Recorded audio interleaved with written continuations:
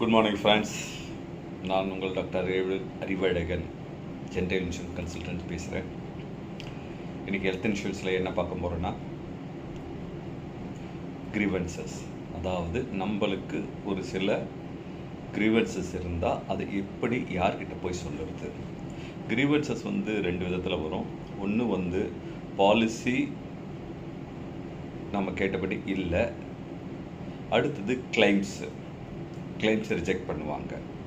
அதுக்கடுத்து பார்த்தா மூணாவது காரணம் பார்த்தீங்கன்னாக்கா ப்ரீமியம் ரொம்ப அதிகமாக வாங்கிட்டாங்க.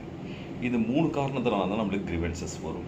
சரி, இது மாதிரி கிரிவென்சஸ் வரும்போது ஃபஸ்ட்டு நம்ம யாரை அப்ரோச் பண்ணணும்னு கேட்டிங்கனாக்கா, உங்களுக்கு பாலிசி கொடுத்த அந்த ஆஃபீஸை தான் நீங்கள் ஃபஸ்ட்டு அப்ரோச் பண்ணணும்.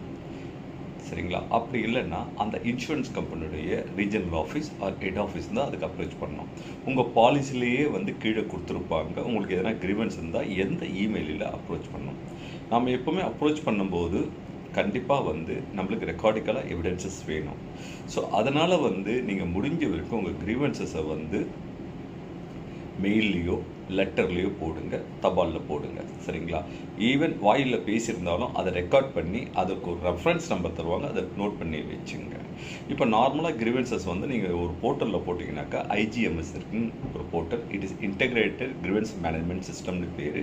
இது ஐஆர்டிஏ இன்சூரன்ஸ் ரெகுலேட்டர் இருக்குல்ல, அவர் அட்வைஸ் பிரகாரம் சொன்ன ஒரு போர்ட்டல். இதில் நீங்கள் கம்ப்ளைண்ட் ரிஜிஸ்டர் பண்ணிங்கன்னா வித்தின் 3 to 5 டேஸ்க்குள்ள உங்களுக்கு கம்ப்ளைண்ட் அக்னாலஜ்மெண்ட் ஆகி வித்தின் 15 டேஸ்க்குள்ள ஒரு ரிசால்வ் பண்ணும். அப்படி ரிசால்வ் பண்ணால் ஆட்டோமேட்டிக்காக இது அவங்களோட ஹையர் அப்ஸுக்கு போயினே இருக்கும். இதை ஐஆர்டிஏல கொஞ்சம் மானிட்டர் பண்ணும். சரி, இது அடுத்தது இன்னொன்று பார்த்தீங்கன்னா, ஐஆர்டிஏல ஒரு சிஸ்டம் ஒன்று இருக்குது. ஐஆர்டிஏ வெப்சைட் உள்ளே போய்ட்டு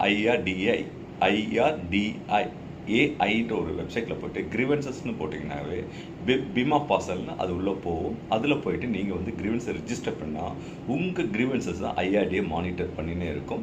எல்லாத்துக்குமே டைம் பவுண்ட் ரிப்ளை தாங்க கொடுக்கணும். சரிங்களா? லேட்டாக ரிப்ளை பண்ண முடியாது. அதுக்கடுத்தது பார்த்தீங்கன்னாக்கா மினிஸ்ட்ரி இருக்குது, டிபார்ட்மெண்ட் ஆஃப் ஃபினான்ஷியல் சர்வீசஸ் இருக்குது. அவங்களும் ஒரு கிரிவென்சஸ் மேனேஜ்மெண்ட் சிஸ்டம் வச்சுருக்காங்க. நீங்கள் அங்கே போய் உங்கள் கிரிவென்சஸை பண்ணலாம். எல்லாமே குயிக்காக மானிட்டர் பண்ணினே இருப்பாங்கங்க.